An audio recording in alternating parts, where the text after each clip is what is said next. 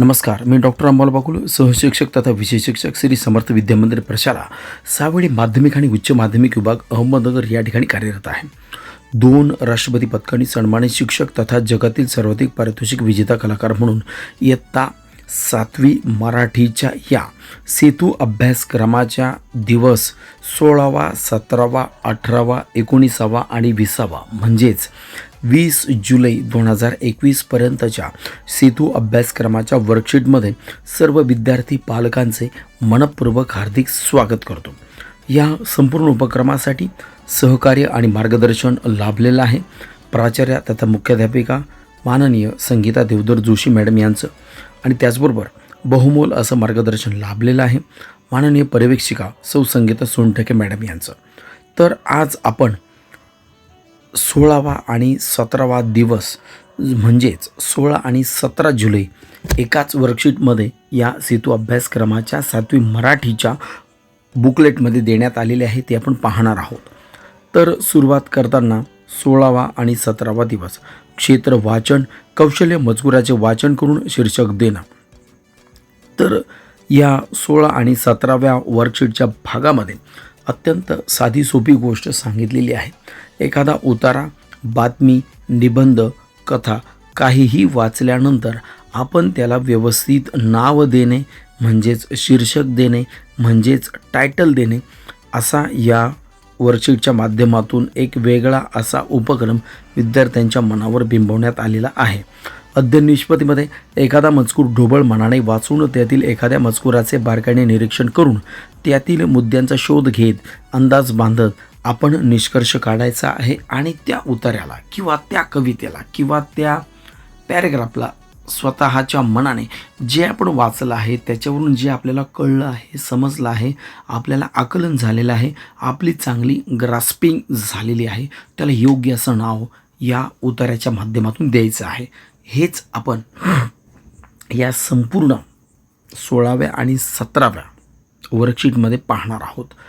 तर जाणून घेऊयामध्ये त्यांनी असं सांगितलं आहे की उतारा किंवा कविता यांचा आशय आणि त्यांचे शीर्षक यांचा सहसंबंध आपल्याला जाणून घ्यायचा आहे. उदाहरणार्थ तुम्ही जर ऋतिक रोशनचा क्रिश हा पिक्चर जर पाहिला तर क्रिश आणि ऋतिक रोशन याची त्या चित्रपटामधील भूमिका म्हणजे पिक्चरचं नाव आणि त्या पिक्चरची स्टोरी या दोन्ही गोष्टींमध्ये एक प्रकारचं साधर्म्य असतं, समानता असते. पिक्चरची स्टोरी आणि पिक्चरचं नाव कुठंतरी एकमेकांशी जोडलेले असतात म्हणून ते नाव एकमेकांना सार्थक असतं आणि हेच तुम्हाला आजच्या या 16व्या आणि 17व्या वर्कशीटमध्ये बघायचं आहे.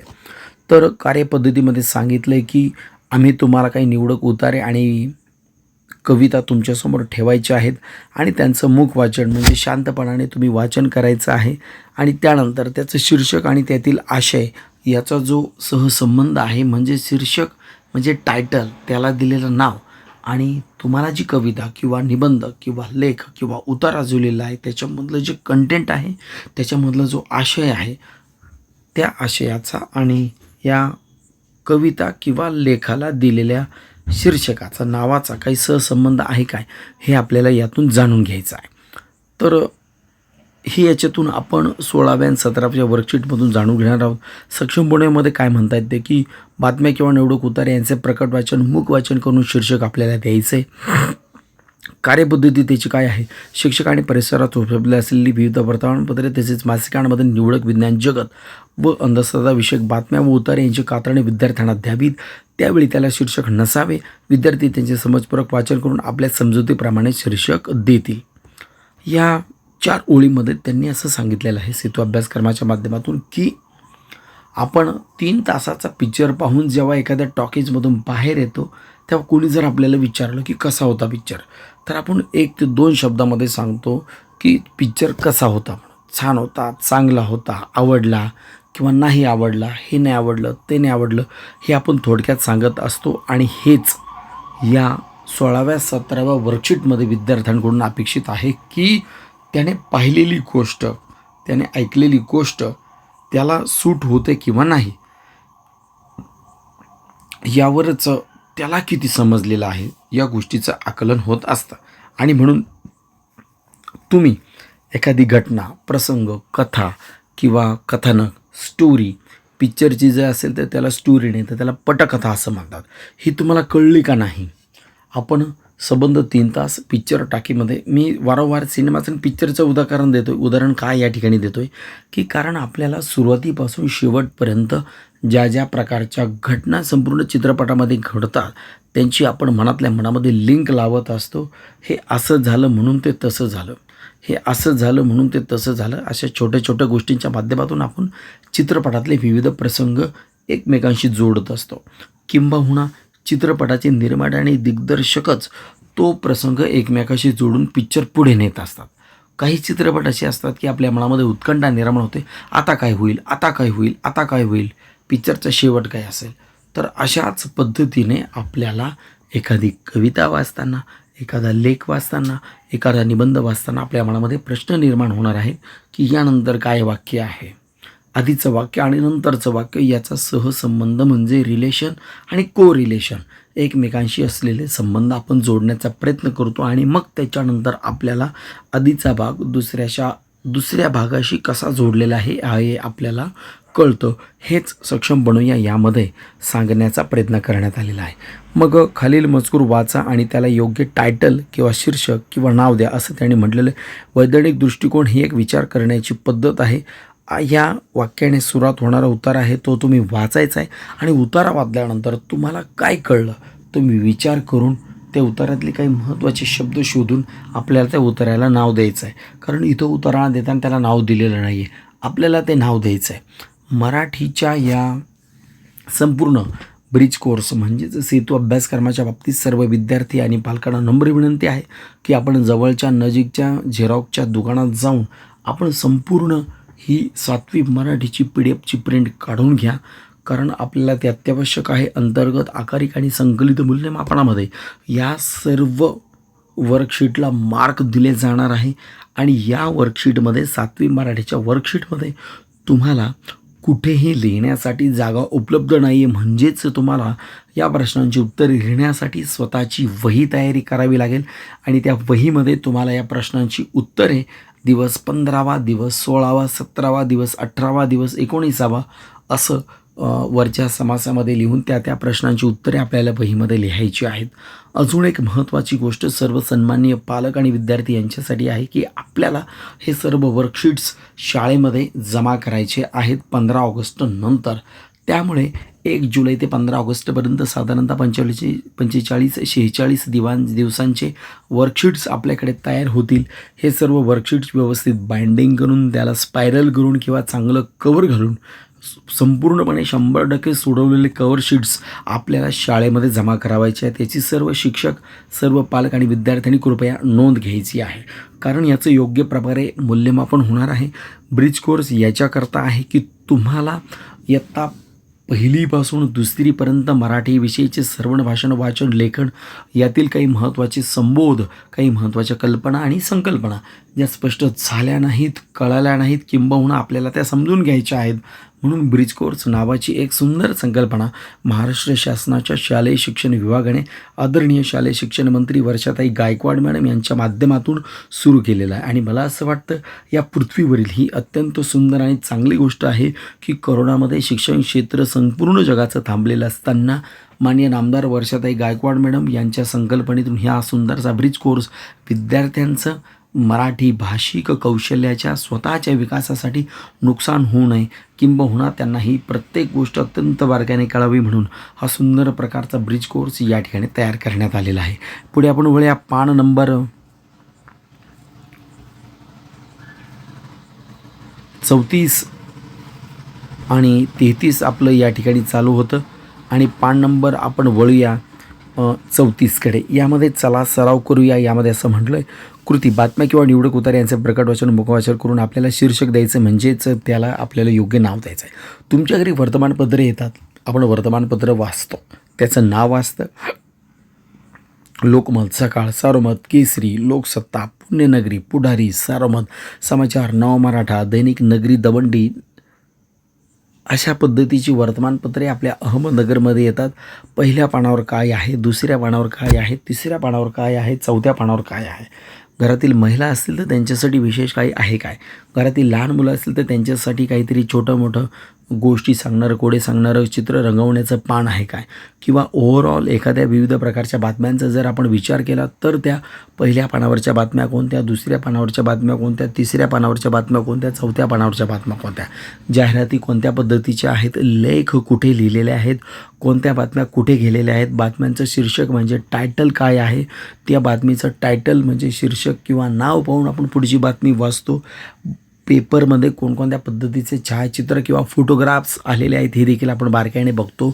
सोने चांदीचे भाव असेल, बाजारभाव असेल, किंवा विविध प्रकारच्या जमिनी खरेदी विक्री असेल, किंवा कोणाच्या दुकानामध्ये कारखान्यांमध्ये नोकर मजूर कामगार हवे असेल याविषयीच्या जाहिराती असतील, किंवा शाळांच्या जाहिराती असतील, बाजारपेठेतील दुकानदारांच्या जाहिराती असतील, कुठल्याही प्रकारच्या जाहिराती असतील, असा पेपर संपूर्ण आपल्याकडे भरलेला असतो. उद्या आपण आपल्या घरी आलेला पेपर व्यवस्थित बघायचा, कोणत्या पानावर कोणत्या बातम्या लिहिलेल्या, कोणत्या पानाला काय नाव दिलेलं आहे. काही बातम्यांना काही पानांना नावं दिलेली असतात देश विदेश, काही पानांना नाव दिलेलं असतं तालुका, काही पानांना नाव दिलं असतं जिल्हा पातळीवरच्या बातम्या, काही पानांना नाव दिलं असतं क्रीडा, जे शेवटचं पान असतं, काही पानांना नाव असतं आर्थिक, किंवा त्यामध्ये अर्थव्यवहाराशी संबंधित शेअर बाजार असो किंवा उद्योगधंद्यांच्या आर्थिक आलेखाविषयी संबंधित असलेल्या बातम्या असतात.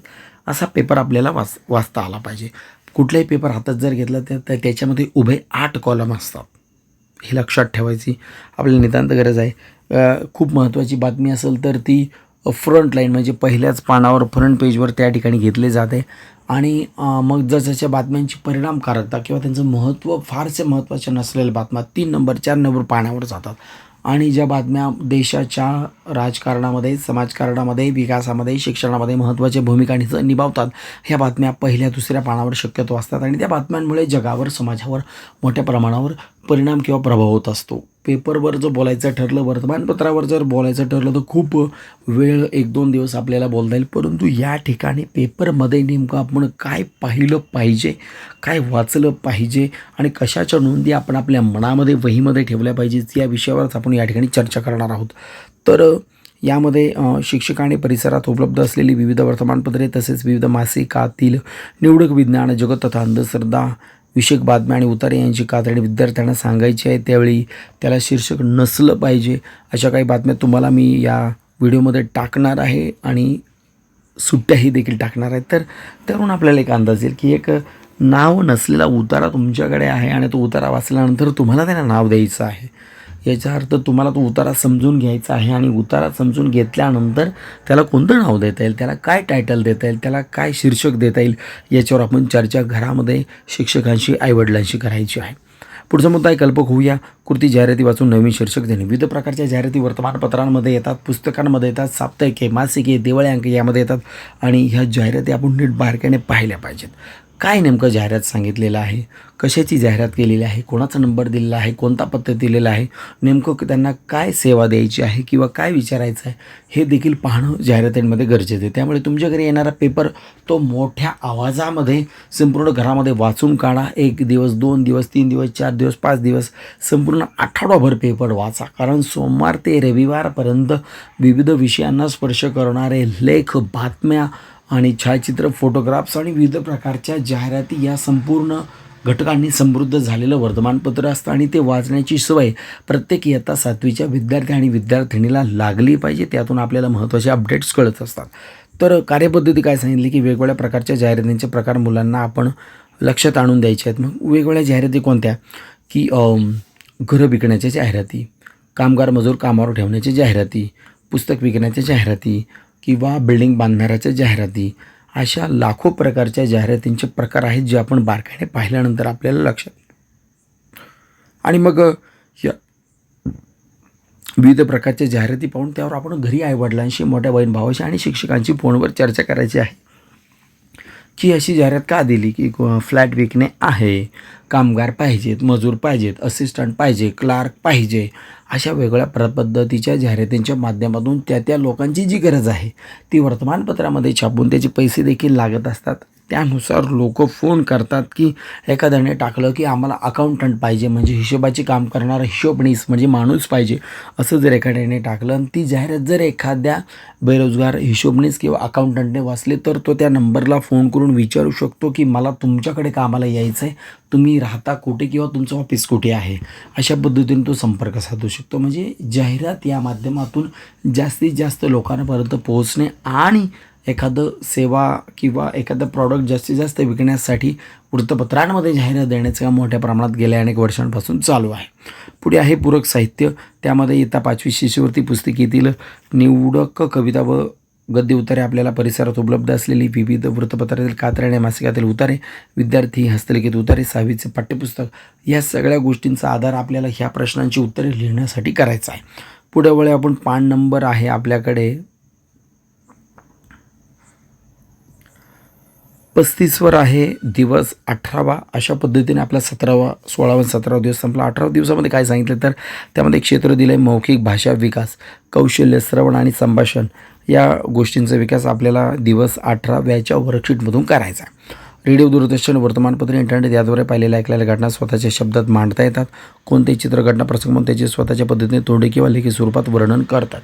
तर आपल्याला आईवडिलांबरोबर फिरताना किंवा शाळेत जाताना किंवा कार्यक्रमाला जाताना आपण गाडीत बसल्यानंतर, गाडीवर बसल्यानंतर आसपास इकडे तिकडे बघतो आणि त्या गोष्टी आपल्या मनामध्ये साचत जातात, प्रिंट होत जातात आणि त्याच्यातून आपलं ज्ञान वाढत जातं आणि बुद्धी वाढत जाते. किंबहुना तुम्ही हॉस्पिटलमध्ये गेल्यानंतर तिथं रिसेप्शन कुठे आहे, डॉक्टर कुठे बसतात, नर्स कुठून येतात, पेशंट कुठे ॲडमिट आहेत, मेडिकल कुठे आहे, OT म्हणजे ऑपरेशन रूम किंवा ज्या ठिकाणी पेशंटला चेक केलं जातं ती कुठे आहे, डॉक्टर कशा पद्धतीने नंबर घेतात, नंबर कुठे लावला पाहिजे, ह्या सगळ्या गोष्टी ही लहान मुलं म्हणजे तुमच्या 6वी 7वीच्या वयाची मुलं बारकाईने पाहतात आणि मनामध्ये ठेवतात. त्यामुळे त्यांना तिथली सिस्टीम आणि वर्किंग जो तिथला पिरियड असतो तो आपल्याला माहीत होऊन जातो. तर याच्यातून हेच आपल्याला ह्या 18व्या वर्कशीटच्या माध्यमातून शिकायचं आहे की एखाद्या ठिकाणचं घटनेचं प्रसंगाचं निरीक्षण केल्यानंतर आपल्या मनामध्ये ती गोष्ट सेव्ह होते, स्टोअर केली जाते, मेमोराइज्ड होते, लक्षात ठेवली जाते आणि त्यावर जर कधी आपल्याला बोलण्याची वेळ आली मित्रांबरोबर, मैत्रिणींबरोबर, मुली असतील तर मैत्रिणींबरोबर आणि मित्र असेल तर मित्रांबरोबर, त्यावेळी आपण जे कुठं पाहिलेलं, ऐकलेलं, बघितलेलं असं त्याचा वापर आपण आपलं सामान्य ज्ञान विद्यार्थ्यांना प्रकट करण्यासाठी, तुमच्याबरोबरच्या मित्रांना किंवा मुली असतील तर त्यांच्याबरोबरच्या मैत्रिणींना सांगण्यासाठी या सामान्य ज्ञानाचा वापर आपण करत असतो. हेच या ठिकाणी अपेक्षित आहे की तुम्ही तुमच्या मनामध्ये सेव्ह ठेवावं, लक्षात ठेवावं आणि चर्चा करताना योग्य शब्दांची निवड करून, वाक्यांची निवड करून, उतार्यांची निवड करून तुम्ही तुमच्या बरोबरच्या कलिगची, लोकांशी गप्पा त्या ठिकाणी मारू शकता. पुढचा आपला प्रकार आहे सक्षम बनूया. माहीत असलेली वृत्तपत्रांची नावे विद्यार्थ्यांकडून विचारून घ्यावी. भरपूर प्रकारची वृत्तपत्रे आपल्याकडे येतात. जी दररोज छापली जातात त्यांना दैनिके असे म्हणतात. जी आठवड्याला छापली जातात त्यांना साप्ताहिके, 7 दिवसांनी येतात. सप्ताह 7 दिवस त्यांना साप्ताहिके असे म्हणतात. जी पंधरवाड्याला येतात त्यांना पाक्षिके अशा पद्धतीने म्हटलं जातं. ती महिन्याला येतात, महिना म्हणजे मास, त्यांना मासिके असे म्हणतात. जी 6 महिन्यांनी येतात त्यांना अर्धवार्षिके म्हणतात. जी 3 महिन्याने येतात त्यांना त्रैमासिके म्हणतात. जी 12 महिन्याने येतात त्यांना वार्षिके असे म्हणतात. तर अशी विविध प्रकारचे वृत्तपत्रांचे प्रकार आहेत. मग त्यामध्ये साप्ताहिक, मासिक, वार्षिक, अर्धवार्षिक अशा अनेक प्रकारच्या वृत्तपत्रांच्या प्रसिद्ध होण्यावरून ज्या विविध प्रकारचे प्रकार आहेत ते आपण या ठिकाणी पाहू शकतो. पुढचा प्रश्न, त्यातील तुमच्याजवळ असलेल्या वृत्तपत्राबद्दल शैक्षणिक बातम्या शोधून सांगण्याचे प्रात्यक्षिक घ्यावे.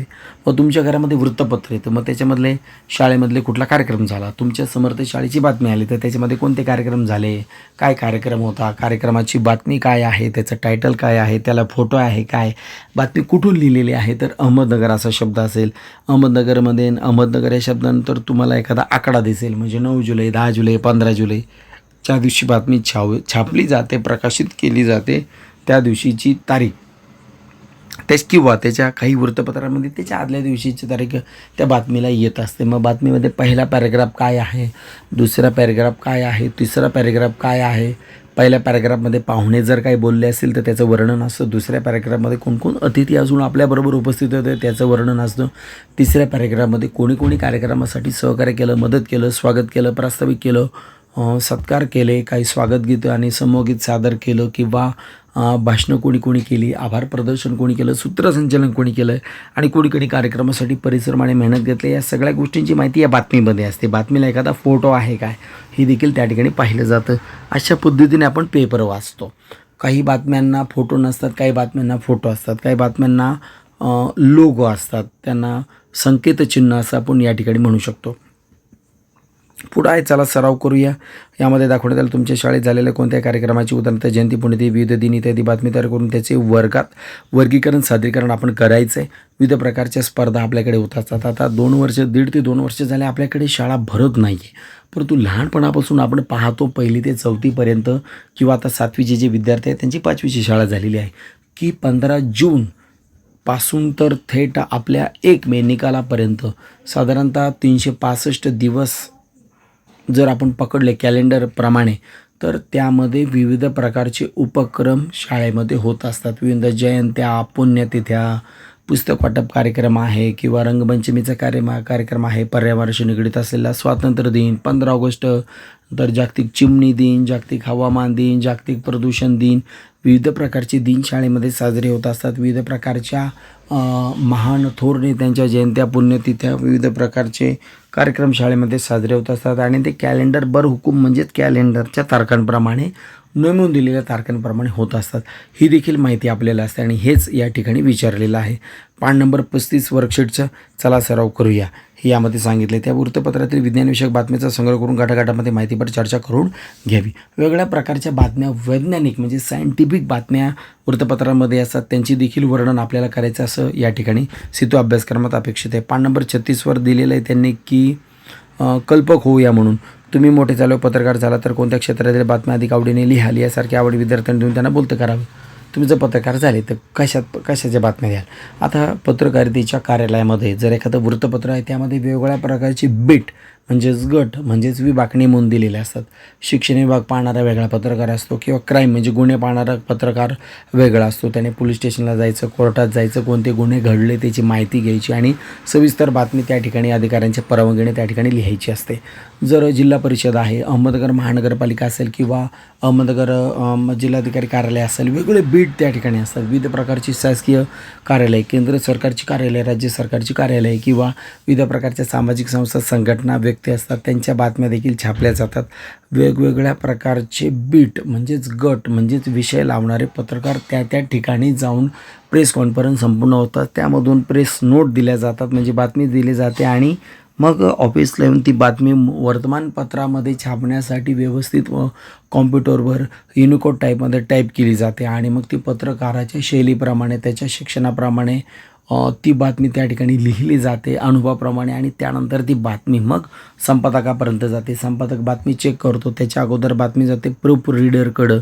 प्रूफ रीडर म्हणजे त्या बातमीमधले काना, मात्रा, उकार, वेलांटी, शब्दांची, वाक्यांची रचना, मागे पुढे काय आहे, काय चुकीचं आहे, काय तो प्रूफ रीडर म्हणजेच त्याच्यातल्या छोट्या छोट्या चुका, व्याकरणाविषयीचे असतील, शब्दांविषयीचे असतील, त्या चुका शोधून तो शब्द बरोबर करतो, चुका सुधारतो, योग्य शब्द, शुद्ध शब्द लिहितो. थोडक्यात शुद्ध लेखनाचे नियम त्याला माहिती असतात आणि तो प्रूफ रीडर म्हणून काम करतो.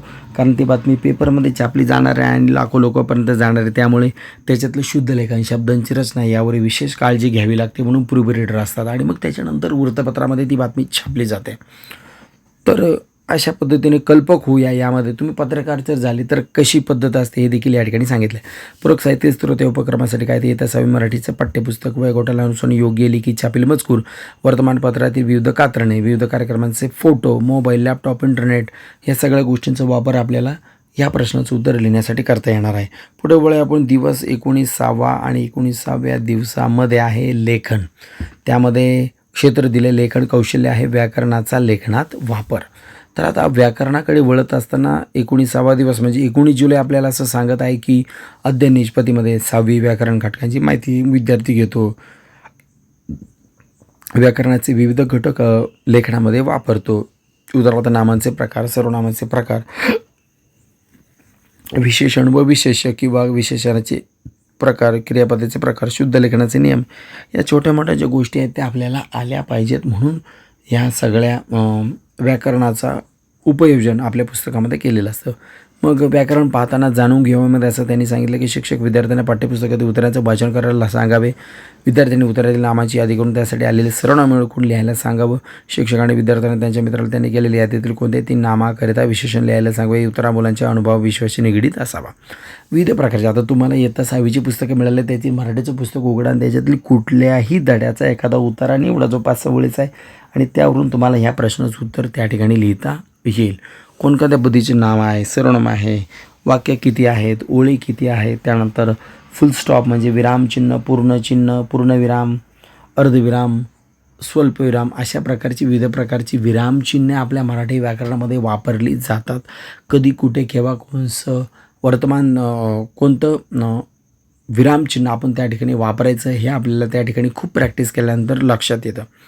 पुढचं आहे आपलं सक्षम बनू. यामध्ये शिक्षक आणि विद्यार्थ्यांना काय कसे कोण कुठे असे प्रश्न विचारून विद्यार्थ्यांना बोलते करावे, विचार प्रवृत्त करावे. सुधा आंबा खाते, राजेश आंबा खातो अशी विविध उदाहरणे देऊन वाक्य उत्तरातील विविध नाम बदलून त्यानुसार विश्लेषण क्रियापद कसे बदलते यावर चर्चा करून आपली वाक्य पुन्हा लिहिण्याचा सराव त्या ठिकाणी दिला पाहिजे. आता मी जर तुमच्यासमोर असं म्हटलं की मी आंबा खाते तर तुम्ही मला हसताल की मी पुरुष आहे आणि आंबा आणि खाते, खाते हे तर लेडीज असेल तर खाते आपण त्या ठिकाणी म्हणतो, तुम्ही मला असाल तर किंवा सुनीता आंबा खाते असं म्हटलं तर तुम्हाला हसू येणार नाही, कारण सुनीता आणि खाते ह्या 2 गोष्टी एकमेकाला निगडीत आहेत किंवा एकमेकाशी त्या संबंधित आहेत, त्यामुळे आपल्याला त्याच्यामधील अर्थ पटकन कळतो. मी जर असं तुम्हाला म्हटलं की वैष्णवी जेवण करतो तर तुम्ही मला हसाल. अहो सर, वैष्णवी जेवण करते असं वाक्य आहे आणि तुम्ही करतो असं म्हणता. ही गोष्ट का बरं की आपल्याला विविध प्रकारचे लिंग माहीत आणि त्या लिंगाला अनुसरून असलेले क्रियापद आपण वापरत असतो, सर्वनामं आपण वापरत असतो. हीच व्याकरणाचा भाग आपल्याला ह्या 19व्या वर्कशीटमध्ये बघायचा आहे. चला सराव करूया. यासाठी एका फुगेवाला दिलेला आहे. शिक्षक आणि विद्यार्थ्यांना चित्र बघून आपल्या आवडीतील 3 नामं विशेषण क्रियापदे घेऊन उतारा तयार करायचा आहे. हे जे चित्र आपल्याला या ठिकाणी दिलेलं आहे ते चित्रावरून तुम्हाला सुंदर उतारा पॅराग्राफ वहीमध्ये तयार करायचा 8-9 ओळीचा. त्या विविध प्रकारचे कुठलंही चित्र तुम्हाला येईल त्याचं वर्णन तुम्हाला करायचं आहे. आता कल्पक होऊया या प्रकारामध्ये या वर्कशीटच्या अत्यंत सुंदर माहिती दिलेली आहे 19व्या वर्कशीटच्या निमित्ताने. त्यामध्ये एक उतारा दिलेला आहे. माझे बाबा खूप मेहनत करतात, त्यांना आपल्या कामात अडथळा आणायला तर राग येतो, त्यांना कोणतेही काम करायला अजिबात लाज वाटत नाही, त्यामुळे त्यांना सगळे मामा म्हणतात. त्यांना आज सकाळी ताप आला.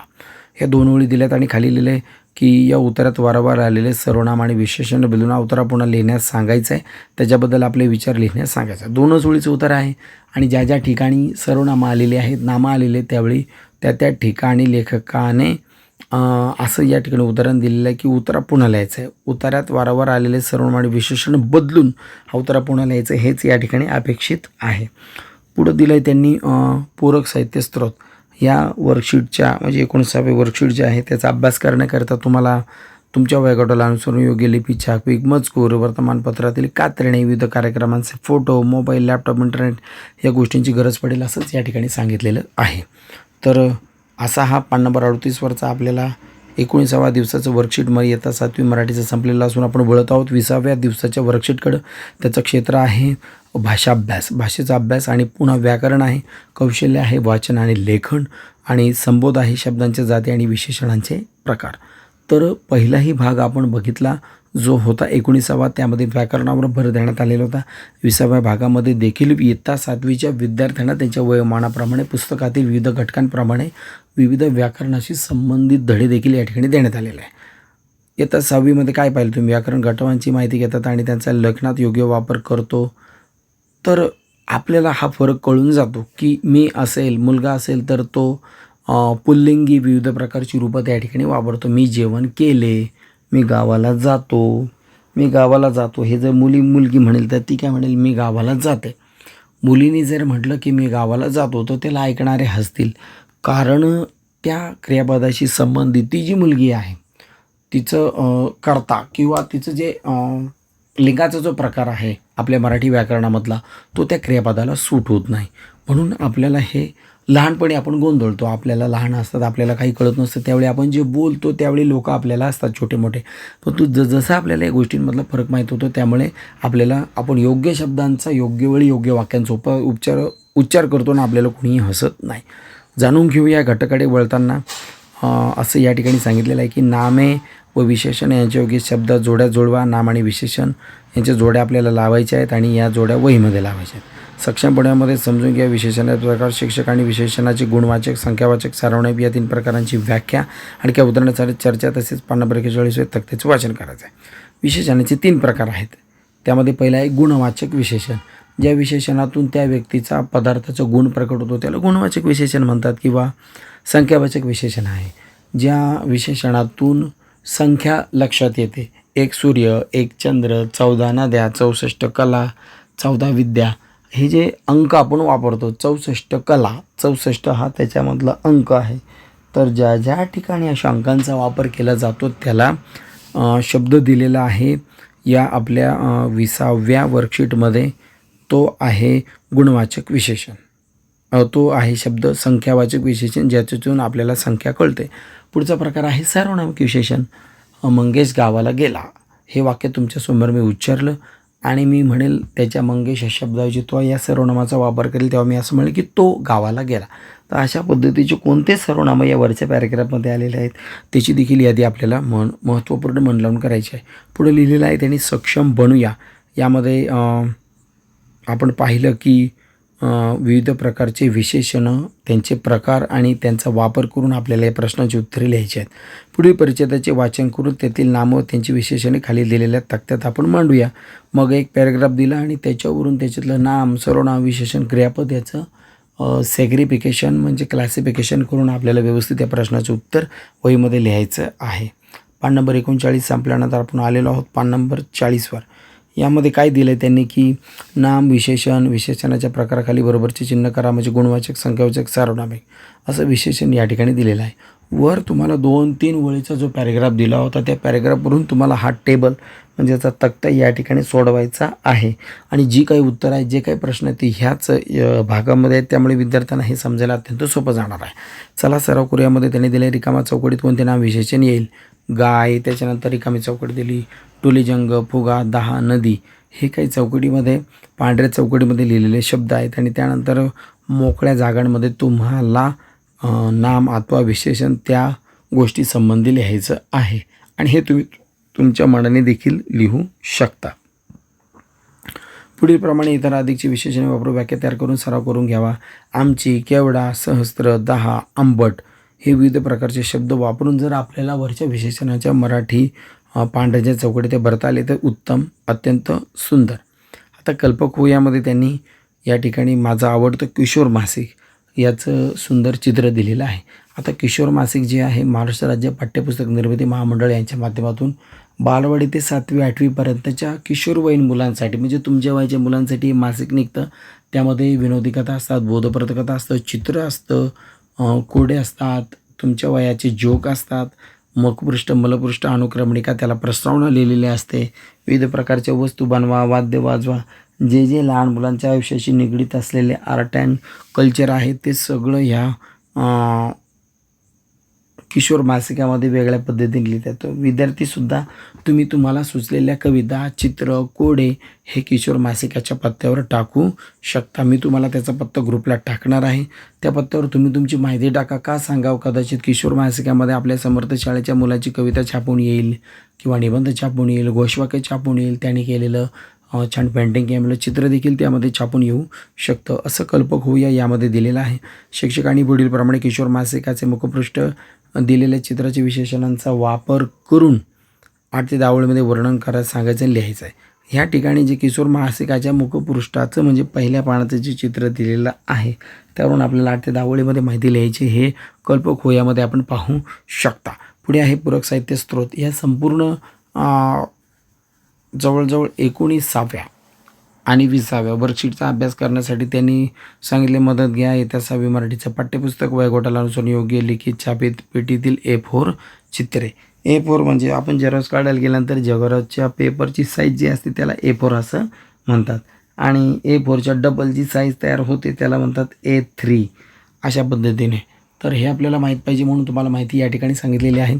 इयत्ता 7वी मराठीचा आजचा आपला हा 16 जुलै ते 20 जुलै 5 दिवसांचा उजळणी सेतू अभ्यासक्रमाचा जो आपला उपक्रम आहे तो आज पूर्ण झालेला आहे.